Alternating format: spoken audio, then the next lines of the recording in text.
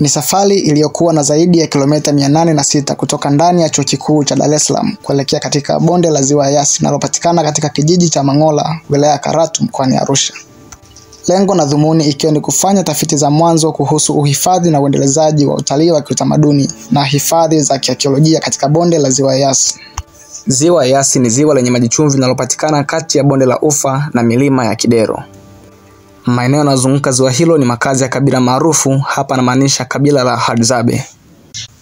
Wahadzabe wamekuwa wakiishi katika misitu na vichaka vinavyozunguka maeneo ya Ziwa Eyasi kwa zaidi ya miaka 40,000 iliyopita. Uwepo wa jamii zaidi ya 3 tofauti katika bonde la Ziwa Eyasi imekuwa ni chanzo cha kulitangaza vyema bonde la Ziwa Eyasi na kukuza utalii wa kiutamaduni.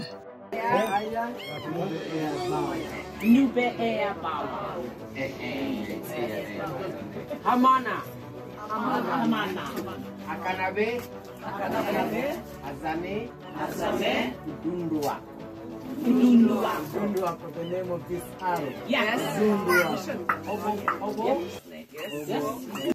Bonde la Ziwa Eyasi limekuwa maarufu kutokana na upekee wake wa kuwa makazi ya zaidi ya jamii 3 ambazo ni tofauti, ambazo hufanya shughuli zao bila ya kuwa na migogoro kama ilivyozoeleka katika maeneo mengine.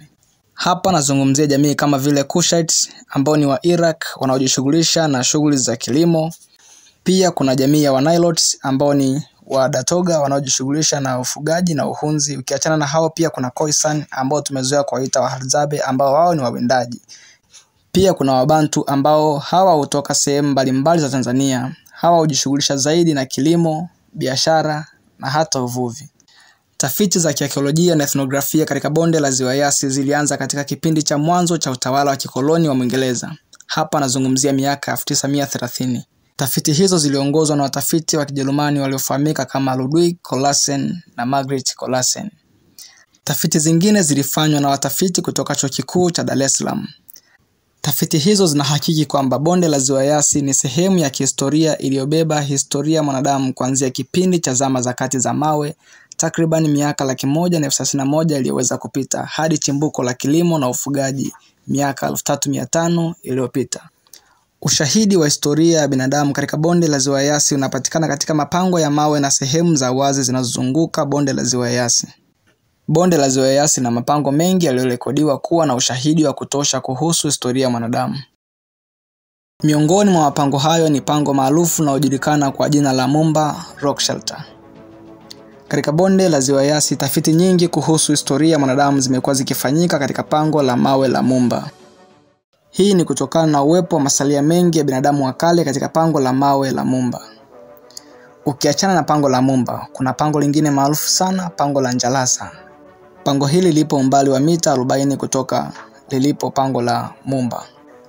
Naam, tafiti katika pango la Mumba zilianza mwaka 1934 hadi 1939 na watafiti wa Kijerumani waliofahamika kwa majina ya Ludwig Colassen na Margret Colassen. Naam, kama ilivyo katika sayansi zingine kuhusu njia za utafutaji au upatikanaji wa data, vivyo hivyo katika sayansi ya malikale na historia ya binadamu, data hupatikana kwa njia kuu mbili. Njia ya kwanza ikiwa ni uchimbaji wa ardhi, hapa namaanisha excavation, na njia ya pili ni survey. Uchimbaji wa ardhi au excavation hufanyika katika sehemu ambazo tayari wanaarkeolojia wamefanya tafiti za mwanzo na kuhakiki kuhusu uwepo wa ushahidi wa historia ya binadamu juu ya ardhi. Tafiti hizi za mwanzo huhusisha njia ya survey. Kwa kigezo hicho, Ludwig na Margret Colassen waliamua kufanya uchimbaji katika pango la Mumba baada ya kuhakiki kuhusu uwepo wa ushahidi wa kutosha wa historia ya binadamu katika pango hilo. Kwa mujibu wa tafiti zilizofanywa na familia ya Colassen pamoja na watafiti wengine kutoka nchi mbalimbali kama vile Ujerumani, Hispania na hata hapa nyumbani Tanzania, katika bonde la Ziwa Eyasi zimeugawa ushahidi wa historia ya binadamu katika sehemu kuu 3. Ikiwa na maanisha zama za mwanzo za mawe, zama za kati za mawe na zama za mwisho za mawe. Hivyo kwa tafiti hizo inaonyesha kwamba binadamu alianza kuishi katika bonde la Ziwa Eyasi takriban miaka 131 iliyopita, kipindi cha zama za kati za mawe.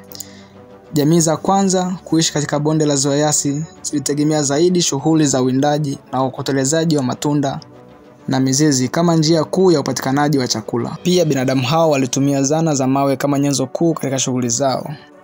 Vile tafiti zinaonyesha kwamba katika kipindi hicho binadamu alitumia mawe kama malighafi kuu katika utengenezaji wa mwanzo wa shanga. Hii ni miongoni mwa hifadhi za wazi za arkeolojia zenye ushahidi wa kutosha kuhusu historia na maendeleo ya binadamu iliyojikita katika chimbuko la kilimo na ufugaji. Hifadhi hii inajulikana kama Lagang Simjega, inayopatikana umbali wa takriban kilomita 8 kutoka pango la mawe la Mumba.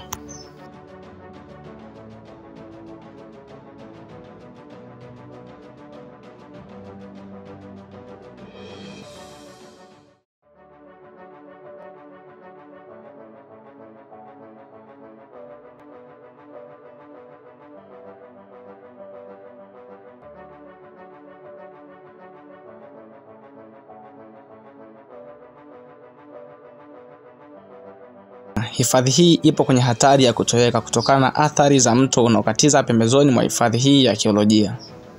Athari hizi zinaweza kuepukika endapo taasisi husika itaweka miundombinu bora ya uhifadhi ili kulinda na kuendeleza ushahidi wa chimbuko la kilimo na ufugaji unaopatikana katika hifadhi ya Lagang Simjega.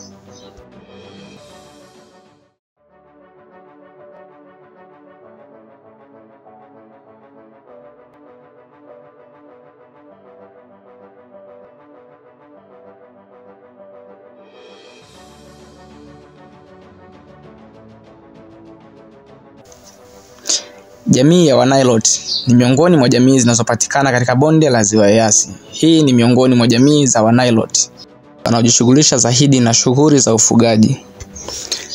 Mara baada ya kuingia katika moja ya familia ya Kidatoga, mkuu wa kaya katika familia hiyo alitoa elimu ya kina kuhusu tamaduni za wafugaji wa Kidatoga. Na hiyo hapo ni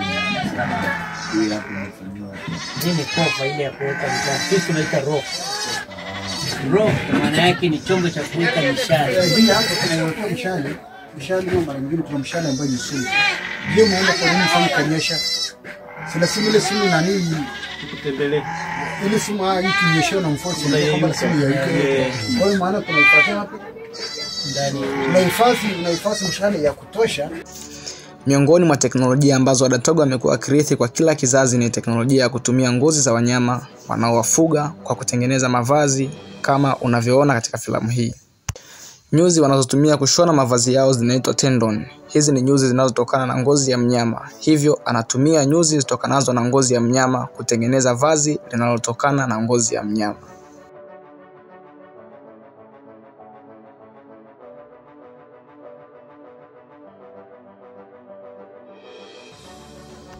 Teknolojia nyingine ni hii ya kutumia moshi wa kuni kuua bakteria katika chombo cha kutunzia maziwa kabla ya kutumia chombo hicho. Katika jamii ya wafugaji wa Wadatoga, kazi hii hufanywa na mke mkubwa katika familia. Naam, kama unavyoona, baada ya kuweka moshi ndani ya kibuyu, anafunika sehemu inayopitisha hewa ili kuzuia oksijeni kuingia ndani ya kibuyu. Baada ya sekunde kadhaa, anagonga chombo kwa nje ili kuondoa bakteria waliodhoofika kwa hewa ya carbon monoxide iliyotokana na uwepo wa moshi wa kuni ndani ya chombo husika.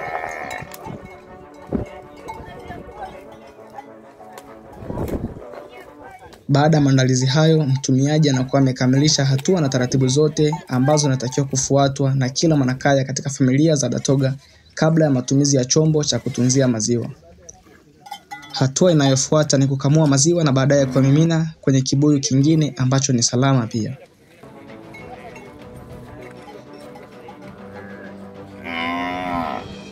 Teknolojia nyingine ambayo Wadatoga wamekuwa wakitumia ni hii ya kutumia mawe katika usagaji wa nafaka kwa ajili ya chakula.